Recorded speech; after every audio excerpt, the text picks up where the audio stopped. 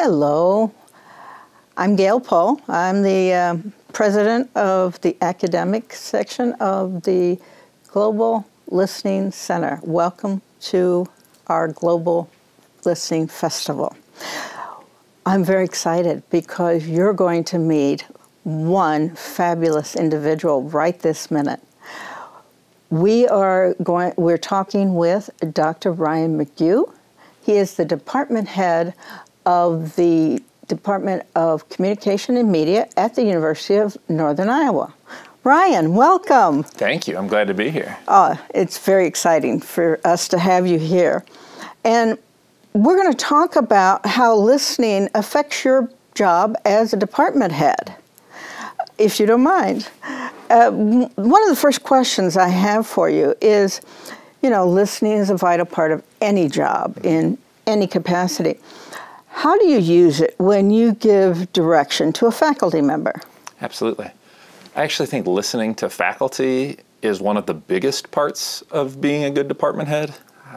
The number of hours that you spend, nobody tells you that all sorts of conversations are going to be built into department heading, right? If you're doing the job right, your door should be open to people and they can come talk to you about what's going well, where they need guidance, if they're stuck on something, things like that. I find one of the most interesting parts as I'm listening to faculty is that you realize once you get to talk to everybody in a department fairly regularly that different parts of the job sort of light different people up, so to speak, that some people are really excited about teaching or really excited about doing one-on-one work with students. Other people, it's the books or the writing projects or getting to serve with a big global organization, whatever it might be. And so I think a big part is just kind of listening between the lines a little bit to figure out what are the things that really give people energy.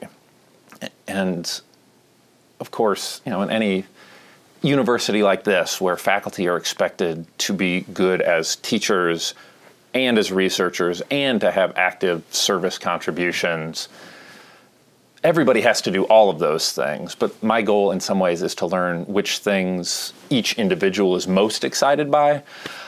And then I view part of my task as figuring out how do I make sure that they have the time and resources to do the things that kind of fill them up, that give them energy.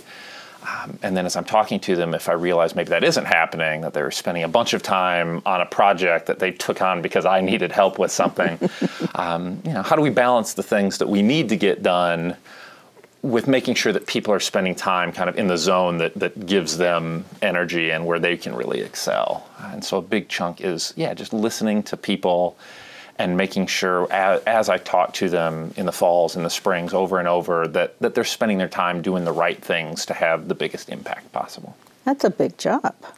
It is a big job, and it's something that I think I maybe had to learn on the job a little bit, is that you realize those things can change over time. So you talk to somebody one year and they're really excited about a grant that they got or really excited about a class that they're going to teach. And the next year might be a little different. And so it's sort of constantly listening, and how do we allow people to, again, be spending their time doing things that kind of fill their cup, so to speak. It's also something that we do, not to the degree you're speaking of, but with our students. Absolutely. Yes. Yep. And I think everybody that's been teaching for a while, you realize, your students have different priorities and different things that kind of light them up. And so, you might teach a class one time and everybody's into this particular project. And a different time, you have students who maybe walked in the door with something they were excited and wanted to do. And so you have to maybe go off of what your initial script was to help support whatever their ideas are. Absolutely. Yeah. How would you listen if you disagreed with the upper administration on a critical issue involving your department? Sure.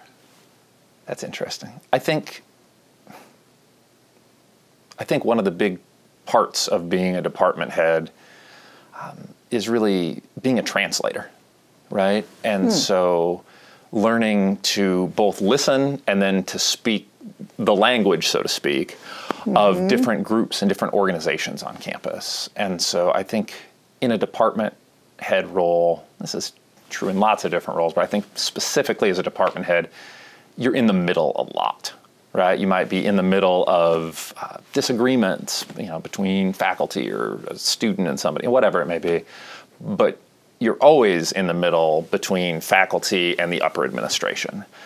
And so I view my job in part of really sort of knowing what's going on at that sort of macro university level. What are the big initiatives? What are the projects that the president or provost seem really committed to and really excited about? What do the budgets look like? What do enrollments look like? All these kind of big picture items. And then also knowing with each of my faculty members what are, again, the projects that are exciting them, what are the specific courses they're teaching, where are the places where they feel spread a little bit too thin, where are the places that we as a department have the greatest need to get additional resources or whatever it might be. And then I think part of my job is to listen to all those things within the department. But then when I go back to talk to a dean or a provost, to be able to kind of couch those things in terms that fit with what it is that they're working on or whatever their initiatives are. I could actually give you one really nice example of this. A couple of years ago, we got to hire a debate coach. And I'd walked into this meeting with my dean, and from a department level, our debate team is like the oldest student organization on campus. It's been around for over 100 years. And I think we just take it for granted that that is a thing that's valuable and worth preserving. And when our old debate coach left us after 15 years, that we would need to replace that person. But of course, not every position does get replaced. And so I think I started from a perspective of surely this is one that we just absolutely need to replace. And I felt like spun my wheels a little bit on this one, and it was, yes, that is important, that is good, but we didn't get the okay.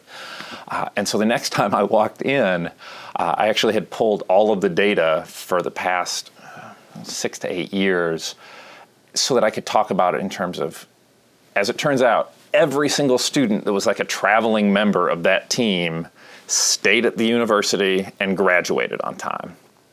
And so now, instead of arguing this is an important event, and an important activity that's a long-time part of our department, I could argue, I know that retention and graduation rates are super important. This is a hire that will impact those key metrics. And so, it's the same thing that I'm asking for, but I'm asking for it in a language that fits what I know is being talked about by those other constituencies. That's very good. How do you handle it, though, if it's something that is needed in, let's say, an applied area, and they don't understand? Sure. Yeah, again, I think that translation is the job in some ways, and you have to, sometimes it's iterative. Sometimes you try it, and that argument that I thought was really going to land didn't, and so I have to figure out what the next line of argument, what is the thing that I know that whoever I need to write that check or to support this initiative or whatever it may be, what are the things that matter to them, and how do I frame what my faculty are telling me, what I'm hearing from students, in a way that connects there. We happen to be at an institution that's really committed to student success. My experience is that here, probably the easiest pathway to getting access to resources or getting support for an idea is to give as clear of an articulation as possible. Here's how this will benefit students. Here's how it'll help them graduate. Here's how it'll help them succeed in whatever professional situation when they're done. Here's how it's going to make sure that when they hit the job market, they can say, I've used this software, or I've worked with this company, or whatever it may be, so that the job market's a kind place for them when they leave here. And so it really is a matter of, how do I adapt? How do I listen to those different people around campus, and then kind of know what is the thing that they're looking for that's going to help them prioritize what I'm asking for over what somebody else is asking for. So you're listening for audience analysis and speaking as it wears out. Okay. Now, faculty need to complete an annual review. how is it possible to listen to the faculty given the review is written and you must write an annual review or an evaluation in return? I think we're lucky in the sense that our kind of mandated review process has 2 checkpoints each year, right? So at the start of the year, everybody writes their goals for the year and the things they want to accomplish. And then before I do my reviews at the end of the year, everybody's asked to kind of walk through their accomplishments for the year. And sometimes those things line up really nicely. Mm-hmm. And that's kind of easy, and we just clap and say, okay, you set out to do some things, you laid out an ambitious agenda for the year, and then you did it. And that's usually, I mean, that means the year went as people expected. But there are, I think, times where the most important listening I do in that capacity is in paying attention to what isn't said or where there's a difference between those 2 things. So somebody said, this year I'm going to do these 4 things. And then we get to the end of the year and they've only done one of those things. I need to start trying to read between the lines and figuring out what happened there. And I may follow up and ask them individual questions, possibly. But in some ways, the question I ask myself every time somebody's start of year plan and end of year results don't match up very well is, did they change course because a cool opportunity came up? Because they had the opportunity to hop onto a project that really excited them, or they did something in a class and it spun into a bigger thing. You know, there's a lot of reasons why you might seize a cool new opportunity. Mm-hmm. But then there's other times where the reason that somebody didn't accomplish the things they set out is maybe I've asked them to take on a big project for the department, or they're assessing things or leading an organization or whatever it might be. So is the reason that they didn't accomplish everything they set out to because they were carrying a big load in some other professional capacity? Is it because they have things going on outside of work that just didn't maybe allow them to be as productive as they planned to be, right? There's lots of legitimate reasons that thing could happen. And so, yeah, trying to listen closely again and kind of read between the lines there, and then figure out, going back to what I said earlier, how do we balance the needs of the group with the things that excite and inspire the individual faculty, and how do we make sure that next year, again, people are spending their time doing the things that excite them and that energize them, and again, even if they have a reason that has nothing to do with work, there's something going on with their health or with their personal life that needs to be the top priority. How do I look at that and say, well, here's what I can do on my end, or what we can do as a department to support you through that, so that you can take care of whatever that other thing is that needs to be the first priority, but that when you are here working, you can be as efficient and as effective as possible. So you're actually tying the annual review and its evaluation with how you give direction to a faculty member. Absolutely, yeah. I think that I'm lucky here, I suppose, and that I feel like we have a lot of really capable, smart, hardworking faculty that I get to work with. And so if something doesn't go according to plan, I know it's not because they weren't working hard. And so it becomes a matter of, how do I help them figure out how to navigate this, figure out how to prioritize? Are there things that I could allocate to somebody else? Are there things, I think this happens at most organizations, where people get really good at a particular process, assessment or some sort of curriculum building or whatever it might be. And because they're so competent, we just keep it on them forever. And so where are there places where we're doing things that maybe don't even need to continue being done? Or if they are done, is there a faster, more efficient way that we can do that process? And so, part of my job is, with a bunch of colleagues who are willing to say yes to a lot of things, how do I help people identify maybe when it's time to say no to this thing, so that they can be spending their time doing the most important things? Okay. How do you set goals for your department? There's a place where there's a nice mix, I think, between, again, all of the things that faculty tell you excite them and give them energy, between the things that you hear from students about, I took this class and it was really interesting, and you start to realize, oh, there's a really big interest in doing this thing more often. Again, having to keep track of what the upper administration is doing in terms of big initiatives or directions for the university. And again, the process really becomes, how do you help people prioritize those things? And then how do you get people together and say, here's going to be the 1 or 2 things that we're going to really focus on this year. Right? I think that we can get lots of things done. Probably can't do all of them all at once. And so I think of goal setting as, hearing all the different needs and all the opportunities, and then trying to get people to coalesce around, here's the things that we're going to focus on now. And those other things don't go away, but maybe those are things for next year, or maybe those are things that a smaller group can take on. But we as a department are going to build new curriculum. We are going to figure out how do we support students through, we did the pandemic in 2020, 2021. We had to say, we've had some other plans, things that we wanted to do this year, but right now we have to recalibrate just to support our students in whatever ways are possible, whatever ways they need. And so sometimes it really is just a matter of figuring out, what are we going to prioritize? And as a department head, you have very little other than the power of persuasion, really. And yeah, how do you just get people to go, all right, I'm excited, or even if I'm not excited about a thing, but I really see the purpose and I see why we're picking this thing instead of these other things, and how do we come together, focus on this for now, and then move on to the next piece when the time is there? It's actually very refreshing to hear that you are looking at not only what the university wants, but what your faculty want. I know you know that other department heads don't do that, but it's very refreshing to hear that.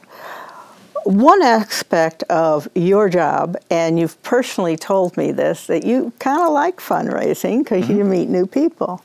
Absolutely. How do you listen when you are fundraising?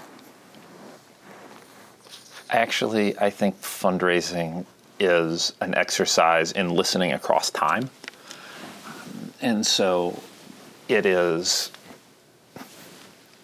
I think fundraising requires you to listen to faculty when they're talking about, here's a big project that I'd like to take on, or here's a thing that I think would really benefit students, and then listening for the barriers there. Why aren't we doing this now? Is it we don't have time, we don't have money, we don't have the equipment, whatever it might be, figuring out, okay, here's an exciting idea, and some reason we haven't been able to either initiate it or at least to scale it up for all of our students. So you're listening for what's the exciting idea, and then what's the barrier to that. And then when I talk to donors, it's listening to what are their priorities and what are the things that excite them.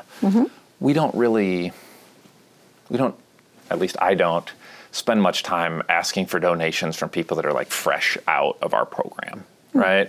It's people that are further on in their careers, and so we kind of, by the time they're talking to me, we assume that they have some resources that they can give, whether that's money or time or some sort of professional connections or investment, time, talent, and treasure, as they say. And so by the time we're talking, I know that they have things that they can contribute. Right. And so those conversations, again, become figuring out what are those things and what are the barriers? Why haven't they been contributing? Have we just not asked? Is there a particular thing that they're waiting to fund or an opportunity that they're waiting to invest in? Are there things that they'd really like to support, but maybe they just don't know how? And so then it becomes just kind of matching those up. If I actually have every time somebody comes to me with a really good idea, I try to take good notes on that thing, and I keep them all in kind of one file. And then when I meet with a donor, I read through it really quickly before I meet with the donor, so that if I hear that donor say that they're excited about something that kind of aligns with something on the list, I'm not just saying, hey, please give us $40,000. I'm saying, here's a thing that I know would impact students, that students have told me would be nice for them, or that faculty tell me they can see how this would work, but we just haven't been able to afford it yet. If that's something you want to support, here's how we would scale that using the resources that you could contribute. And so it's a matter of, but then also when I talk to those donors, that's always a long game, right? You rarely talk to somebody the first time and they just, open their checkbook or whatever. That's not really how this works. No. They want to feel connected. They want to feel listened to. But once I know that donor, I know what their priorities are, I know what sorts of things that they do professionally, and I just have a bit of a relationship there.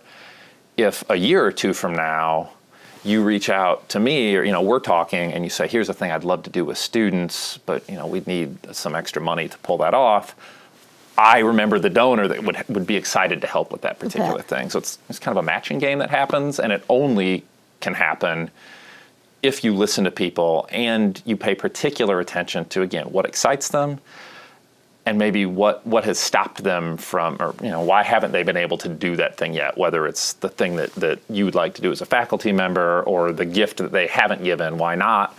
And just trying to match those things up so that I can remove those barriers and connect people that want to make generous donations to people that have really good ideas. Mm-hmm. And that's really exciting. Absolutely. Yeah, it's real exciting. But, I'm sitting here thinking, and what you're saying is a lot of times when the administration won't listen to you about your financial needs, you can go to the fundraising aspect and maybe satisfy that financial barrier. Absolutely. I am deeply sympathetic to upper administration. That I think about the number of times I ask for something because I hear all of these things from faculty and students that I hear and go, oh, this is a really good idea, this would be really beneficial. I realize I'm not the only person making those asks. So they have they have a limited pool and they're trying to figure out how to best allocate those things. But sometimes something that maybe doesn't line up with what we're doing big picture now as an institution might still be a really good idea, and there's somebody out there that's an alum or in industry that connects to our graduates that goes, oh yeah, I would love to support that thing. And so those become two different paths to getting faculty and students what they need. That's absolutely right. And sometimes the administration thinks it's whatever the industry is doing, they should teach their incoming professionals. And sometimes they like to do that, right? Depends on the company. Sometimes they go, oh, we want somebody that has these foundational skills, and then we can tell them how to do this job specifically at our place. Other industry partnerships that we've had, they kind of want people to walk in the door ready to roll. And so again, it's a matter of listening to what those different partners are looking for and how do we kind of match people to opportunities. Yeah, absolutely. Ryan, do you have any summary kind of remarks about listening as a department head? I think the overarching thing is that I think the job of a department head is to listen to a lot of different groups, again, students, faculty, administration, potential donors, industry partners, and to figure out where you build the connections and how can you talk in a way that aligns with the needs of each of those groups so that they can see how they can benefit each other and support each other. I don't know when I started that I recognized just how much listening you do in this job, but I find as I've gotten more intentional with that piece, it's made a lot of other things go more smoothly and opened up more doors for our students and faculty. Thank you. Thank you. Folks, now I think you might understand why I am so excited that you got to hear Ryan speak, because he is a collaborative manager, a collaborative department head, and not everyone is as lucky as I am to have such a superior. And it's exciting to have someone who does listen and who acts according to how he listens.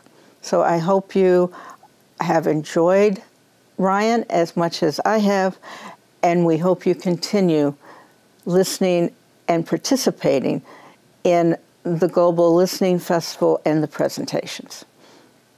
Take care.